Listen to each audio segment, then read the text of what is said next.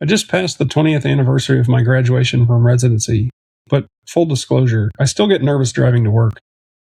This month, I'm joined by Dr. Ruth Trevino as we discuss building a career that lasts, embracing new technology without sacrificing your fundamentals, and how even seasoned emergency physicians still wrestle with imposter syndrome. It's an honest conversation about what gets easier, what never does, and why we keep showing up.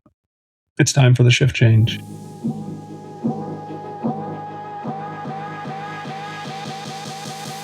My name is Mike McDonald. And I'm Gina Blocker. We are emergency physicians with over 35 years of combined experience in community, military, and academic settings. We have courtroom experience, Both good and bad, We have business experience. both as owners and employees, We are each married with 5 kids.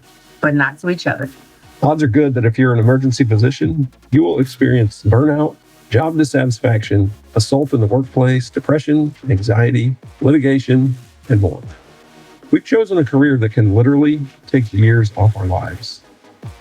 So this podcast is here to bring you the doom and gloom and to encourage you to quit. Wait a second. No. We are 2 emergency physicians who have survived all of the above and are still standing. This podcast is to help you prolong your career in spite of the odds. We will tell you the things we wish we had known when we were starting our careers, use an evidence-based approach to the problems facing our specialty, and offer solutions that have helped us and others using the lessons we've learned along the way. Okay, that sounds better. Welcome back, one and all. We are glad to have you for another month of the Shift Change podcast. Today, we are joined by my good friend, Ruth Trevino.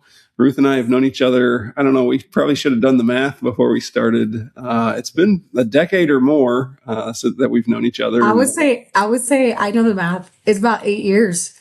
Is it really? Okay. So my guess at a decade reflects my age.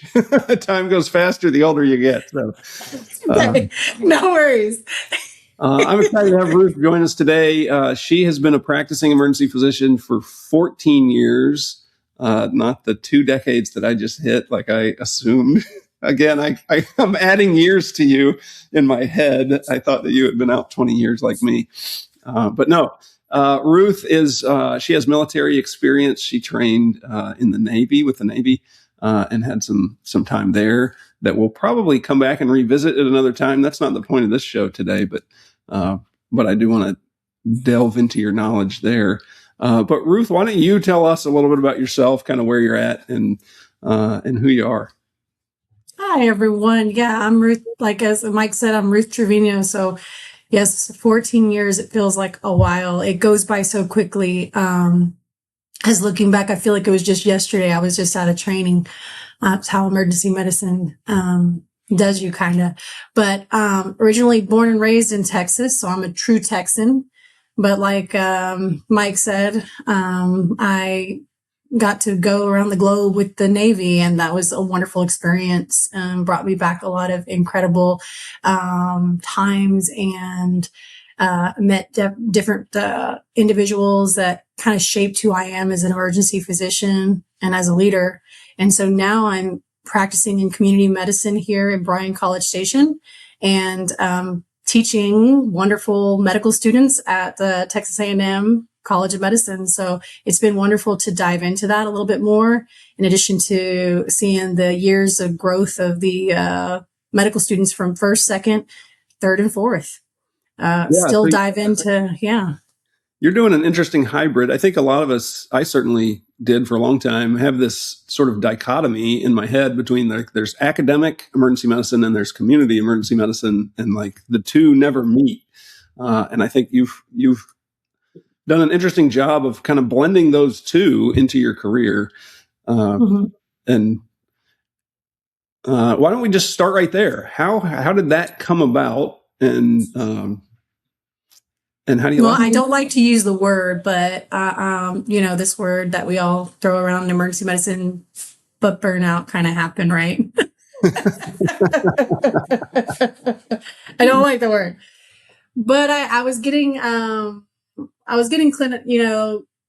fatigue, if you will, right? And as emergency medicine physician, yeah, and so it's great to have wonderful teammates and colleagues, right? Identify those things. And when the moment strikes is kind of how that went about. A dear colleague of mine realized that a position became available at the College of Medicine to teach more on the full-time realm of things. But I'm doing like a 0.65 FTE.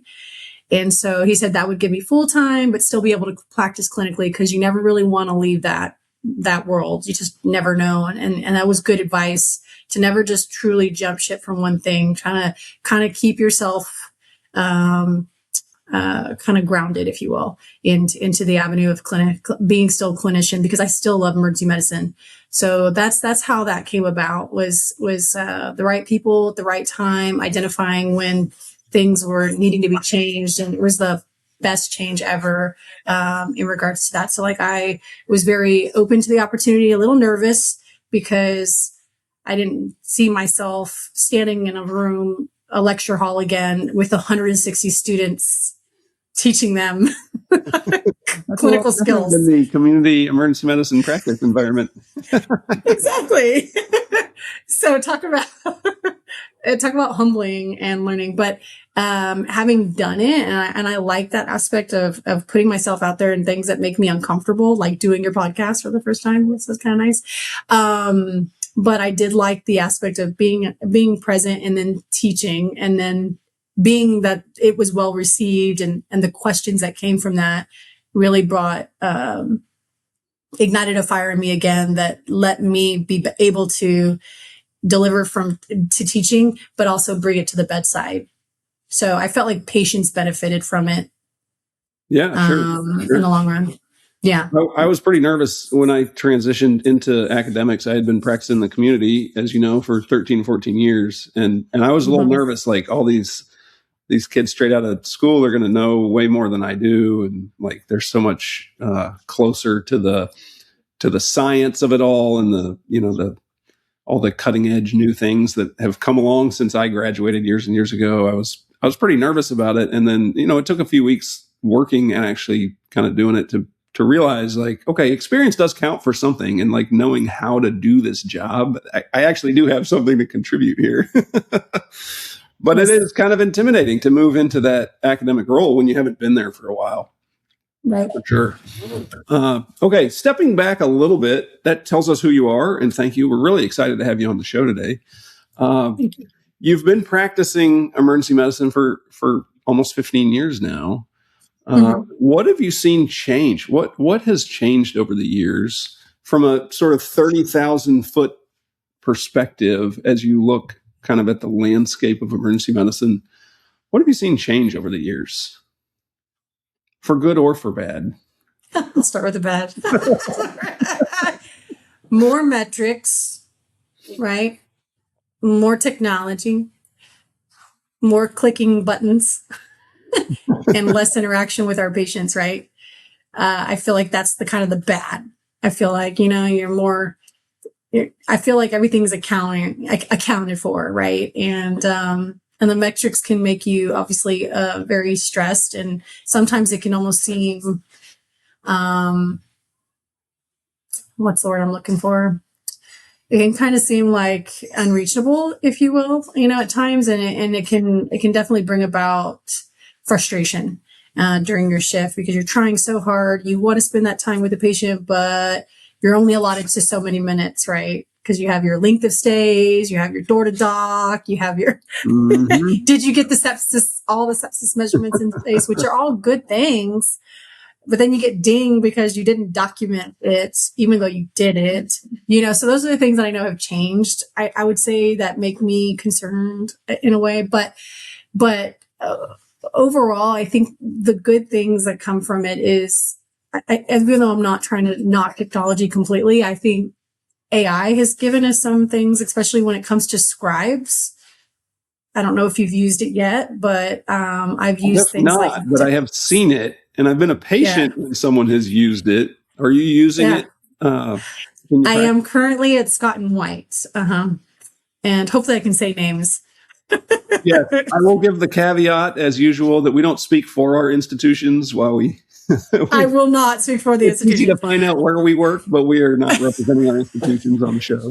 Thank you. Yes, please give that out there. Yeah. So, yes, I do have an institution that I do use it, and I use something called DAX, and now I'm using something called I was almost going to say Abilify, but it starts with an A, and I can't think of it right now. But it's a newer one, a bridge. Okay. And I have to say, it is great because it takes out all of the information that is irrelevant and organizes the thought process. And so I'm able to actually really listen to my patient, even though I was doing that before, and spend time with them without worrying that, oh goodness, I have so much charting to do later. That is going to be, I won't be able to reach to the next patient. So I have to say my efficiency is definitely improved. Granted, it's not always accurate. So you still have to edit it. Having not used it, I'm always curious, like what it does with a manic patient who's just like tangential and all over the place. You know, Is it able surprisingly, to identify that, or does it just record everything they say about the satellites and the things that were implanted in the brain? no, you'd be surprised. So I have had patients that were manic or have had or altered mental status, right? And they're all over the place. And it actually is effectively able to tease out all the things, if you will. But you have to use like prompt words that let the AI identify even further, right? Yeah. What's going on. I haven't yet used the physical exam portion. So I still do my own physical exam in the system. So that's still click boxy for me. But if you're able to utilize the words, it lets your patient know what you're examining. So that's the step forward. And then that's less time you have to take away from the time that you can spend with your patients and your staff, right? And bring that back. So it's been kind of neat. I actually say that's been a positive, I think, for us to continue moving forward in emergency medicine. Okay, so you are an early adopter of AI. I actually am, and I didn't think I was going to be. I was like, learning new things. I'm learning new things. Yes. Yeah, that's great. Mm-hmm. That's great. I'm excited to hear that your experience with it has been good. Like I said, I've been around it tangentially, but haven't actually used it myself. So hopefully I'll get the chance one of these days, and we'll see how it goes. I think it's unavoidable, right? It's going to be incorporated into practice one way or another. It's just a matter of time. I think it's a matter of time, and it's unfortunate because there is a nice thing about having scribes that are like wanting to gain experience and become a PA or a physician, and things like that, or a nursing student.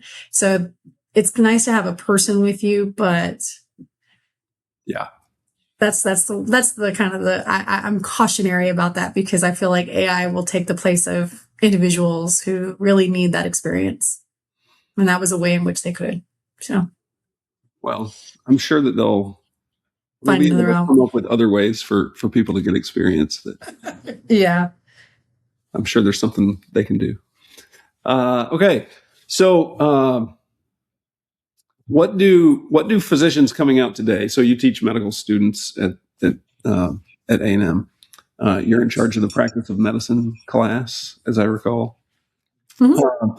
What do physicians coming out today have to worry about and think about that our generation really didn't? I would say wellness, right? Time management, finding a balance between these things. That's what I see my students really ask the question about, and how they're choosing their job. I think when you and I were going through it, it was more like, how am I performing? There was no wellness. Am I the best? What is that? I know, right? So work hours and things like that are taken into account with the newer generation of students. I have a feeling. So that's the big driver of the decision of what they go into. That's a lot of what I feel is different between where we came from and for where they are now. And I think it's a positive. I think it's a positive drive. I mean, at first I was like, with the military mindset, you will work hard. There is no such thing as relaxation. Yeah. Yes. Uh-huh. Push past the suck. That's But right. like Go blank and wake up when it's over. Yes, all those things. but I think Yeah, that there is a I place agree. for this. I think a Yeah. lot of these changes are for the better, Yeah. especially in terms of work hour restrictions and those things. I think there is Yeah. a trade off from an education standpoint, because I think a lot of the training in medicine is exposure to patients, and Mhm. if you shorten hours, you decrease the number of patients that you see, and so you have to compensate for that somewhere.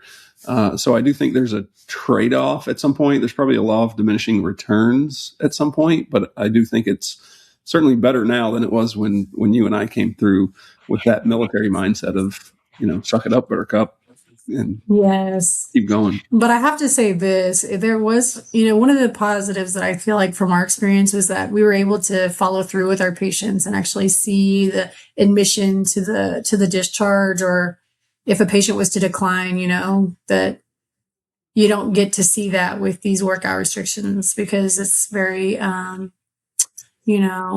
sprinkled throughout continuity of care, if you will, even though we don't believe in that in emergency medicine if we can avoid it. But but it was a thing to understand, to really understand these conditions, what was happening, and really understand what you were learning and this is what I tell my students, what you're learning from your books, right? To take your step one, and then to what actually happens. Like I tell them, you really need to follow through with these cases, and that's how what you're learning in the books is going to stick. And that's my plug into the book, make it stick. Sure. I think there are ways that can be done that are different. As you're talking, I'm thinking about, when I was in the ICU, we were on call every third night, right? And so 2 out of 3 2 you got lucky. 36 hours in the hospital, and then you have, your quote unquote day off is like 6 or 8 hours long. But you got to know your patient in that ICU setting. Like you knew everything about that patient, and everything that happened, you were up to speed on. I think there are ways that you can work around that. So if you're not, if you're 12 on, 12 off instead, you still can get that information, just in different ways. Right. So that same thing with the trade-off of one for the other. Is it healthy to work 36 hours straight? Probably not. That's not good for the patients. No, it wasn't. I mean, I can recall times. Yeah. One of my co-residents, we would type our notes before morning report. And one of my co-residents, he was famous for this because he kept doing it. He would fall asleep while he was typing his notes, but he would keep typing. And so his he would type like the dream that he was having as he was falling asleep. And so his notes would make no sense whatsoever. But you could tell, like, okay, this is not someone who's like safely treating patients right now. So yeah, there's definitely good in the changes that we've seen. Okay, let me ask you this: what skills have become less common within emergency medicine? It's going to make me sound old. That may be kind of an out of I'm going to go basic. How about this? When I thought about this question, I'm going to go even basic. I want to say the skills that have suffered are physical exam skills. Ooh. Because we have gotten so far to just ordering everything up front and leading towards technology, like you can just to them, right? That I feel like physical exams have suffered. Well, you're preaching to the choir there. This old man bangs that drum a lot. I was like, that's why when I saw that I said physical exams, and hence why I teach the practice of medicine way, right? Because I just feel like, but see, you and I get that because when we were forward deployed, we didn't have bells and whistles. Like you had to rely on your physical exam skills, and that's still the military physician today. Because when they're forward deployed, they're not going to have the bells and whistles of a CT scan. Thankfully, now you get portable ultrasounds, though. That's kind of nice. But back then we didn't have all that. So I think that suffered a lot.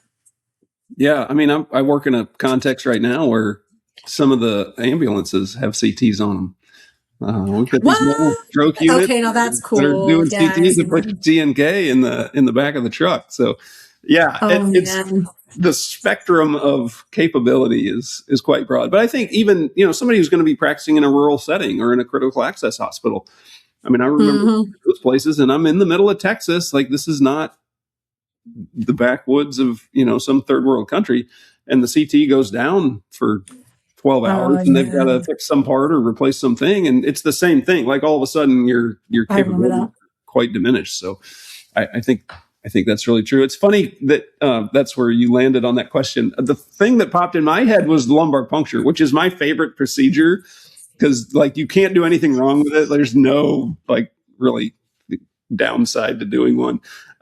It's like the safest procedure to do. But we don't do them anymore. And for the same reasons, like CT has become so good that the CTLP mantra of yesteryear is behind us. And so, I go a couple of months now without doing an LP. And back when I was in training, like, you didn't go a shift without doing one. Now you see that. Have you seen now the newer literature? Now you can do pressors through the central line, or without having the central line, you can do it peripherally. So you're seeing a lot of folks now not doing central lines as much anymore. Yep. This is just a recent, and I mean, back when you and I mean, it was like, you're going to put a pressor on. Oh, I got to do the central line immediately. Like, every that's time. Just every time. non-negotiable. But now, peripheral line, it's which just is probably better for the patient, right? Like, it is. It is not without its complications, and if you're just doing that could go through a peripheral line temporarily, and they're going to be weaned off it in the next 24 hours anyway. I mean, safer for the patient too. Yeah. Okay. Here's a question for you: do you still get nervous going to work? Yes, I do. I think I wouldn't say as nervous as I was when I first started, but I do. I mean, I think it's normal to have a little anxiety. You don't know what's going to come at you, right? You don't know what kind of shift you're going to have. Sometimes I don't even know who I'm going to be working with, and that makes a big difference. or what kind of environment I'm going to be showing up to, because that can always change in a heartbeat. Like you just said, CT scans could go down, or you could have that really difficult patient that might just bring it all down for you. You know what I'm saying? So yes, I still get a little nervous, but I wouldn't say thankfully it's not crippling. I do have friends I know that have changed their mind of what they're doing because of that. But no. Well, yeah, I certainly have been one of those. I mean, I've had pretty crippling anxiety driving to work over the years. I remember being sick to my stomach just getting in the car to go. And like you said, it's certainly not as bad as it used to be, but it can get pretty bad, and it can really be disabling. We did the show with Dr. Allen a few months back, where he talked about his experience as a family physician working in the emergency department. And it was absolutely debilitating for him. And I think that's true of a lot of people. And I think because of sort of the mentality that we have, this kind of emergency medicine mantra of like, we got this, I think it lends towards us sort of projecting competence when we don't feel it. Because that's a lot of what we do, right? At the bedside, you have to present this, no, everything's fine. We got this, even when you're not feeling that inside. And so we get really good at projecting that way. But I think that we do that sometimes to our own detriment. I find that the residents I work with are often really surprised when I tell them, hey, I still get nervous when I drive to work. And like, you've been doing this forever, that never goes away, because I think it's a universal experience. We all have it to some degree because it is a stressful thing that we do. I think it would make me nervous if you don't sometimes feel that anxiety, because it's so unpredictable, the nature of what we do. Right. Is there a particular diagnosis or patient encounter that still keeps you up at night? I mean, I would say there's a diagnosis. I mean, the great masquerader of an aortic dissection can always make me doubt myself. But I mean, maybe I order then the study. If I'm one of those that if I think it, like I tell my residents, if I think it, I'm doing it. Like, if you even think about it and it's in your differential, then you ought to probably do the study and not talk yourself out of it. If there's so many, data points that are telling you this is likely it. But I've been humbled by that condition so much that it could be as simple as I've seen a patient once with just neck pain, and it ends up being that. Yeah. And you're just like, oh, like, what? I thought it's supposed to be tearing chest pain through your back. No, not always the case. So I will say that can always, and when that does present itself, I have to say it gives me a pucker. I feel comfortable. I feel confident. I know the things that I need to do, the critical action steps that need to be taken, but it can surprise you in a moment's notice. And I've had patients who've done well and I can get them going. But as you know, in working at a community hospital, you don't have all the bells and whistles all the time. I don't always have a cardiothoracic surgeon that's available. And so they have to be air flighted. And I've had cases where it was so critical and the patient was awake and alert right in front of me. But then they all of a sudden started modeling, starting with one arm, then the next, and I knew things were going south. Ooh. And bad weather ensues. And at that moment, and you don't have a helicopter to take them to that next hospital that's like, by driving would be 3 hours, so time's of the essence. So yeah, that condition can always make me a little bit nervous. And yes, all the things you can do, but at the end of the day, I'm not going to be doing the definitive care treatment, right?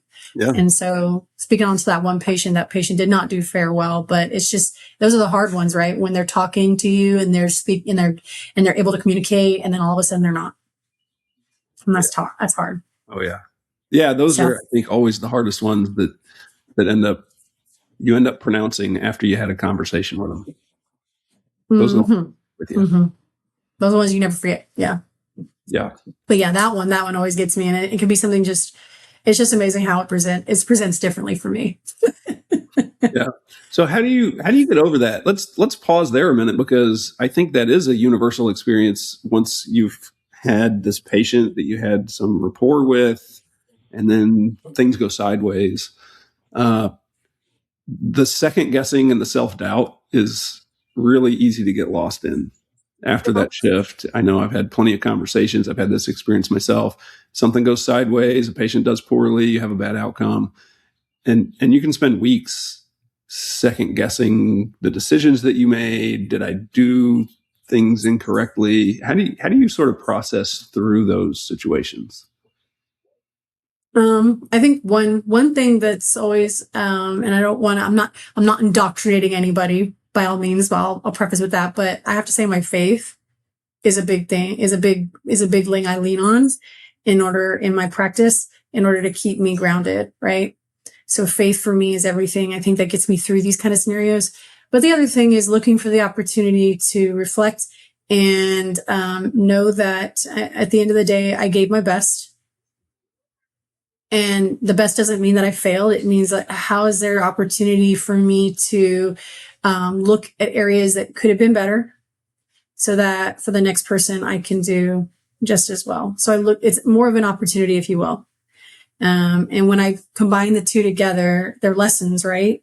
And that's how I teach my residents. They're lessons that, yes, although not the outcome you wish for, they're whatever. That's what teaches us for the next, so that we can be better and better. So I think that's how I deal with that, if you will, in a way, turning from a negative to a positive, because you're always going to experience that in our world, right?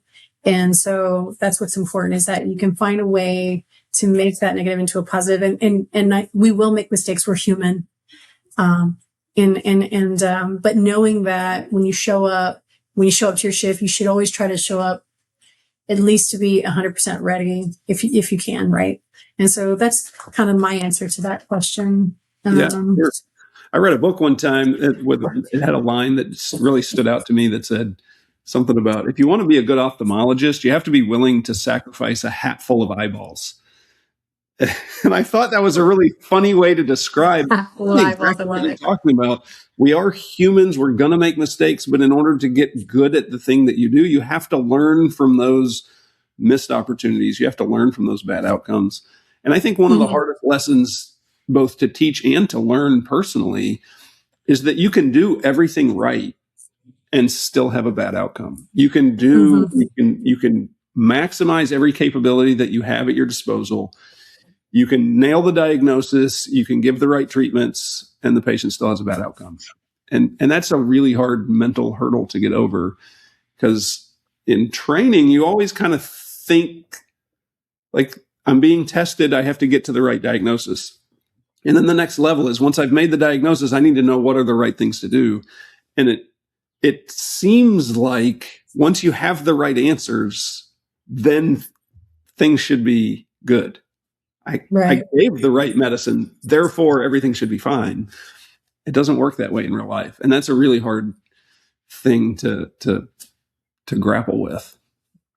Yeah, it is. But I like guess the it way gets that you easier turn over it into a time. positive. I love that. That's a great description. Okay. In honor of my, what's the right word for this? I've been listening to a radio show for like 25 years. Since I was in medical school, I've been listening to the same sports radio guy. His name is Soren Petro. In honor of him, he always ends his interviews with what he calls the Final Four. And so, as an homage to him, I'm going to give you some rapid fire questions here at the end. Wonderful. So, first thing that pops in your head, I will start you with this. What is your favorite procedure? You stole it from me, my lumbar puncture. You just taking that because I already said it? Come on. No, that's not true. No, I am known as the queen of lumbar punctures. So Really? I love a challenge. And I was always the one, like, everybody had a niche, right? Like, everybody as a senior resident had a niche. Mine was lumbar puncture. Like, if you had a hard one, bring it to me. Okay, I love it. Love it. What is your least favorite complaint? Dizziness. Oh, couldn't agree more. That and back pain are right there for me. It gets me just, I don't know. It depends on the day and how many of them I've seen. It makes me roll my eyes. It's hard. Blurry vision, I'd put that in the list. Blurry vision, yeah. Coffee, energy drinks, or willpower? Coffee. Black, the better. You know my answer. Coffee. Okay. What's one thing that you know now that your intern self would not believe you've done? The one thing that I know now that my intern self would not believe, that no matter what, you're going to be okay. I like it. Imposter syndrome is real, but don't let it defeat you. All right. I love it. I love it. The purpose of this show, we talk about things that we wish we would have known earlier in our careers and things that we would still like to know. I think that's a fantastic spot to end on, something that you wish you had known on day one. Thank you, Ruth, for joining us. For our audience, if you want to be part of the conversation, you're welcome to reach out to us at shiftchangepod@gmail.com. We'd love to hear from you.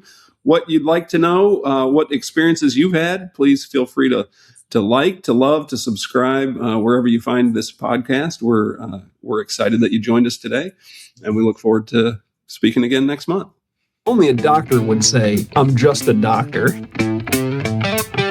We have to change the narrative. I need to rekindle this curiosity about why we do what we do.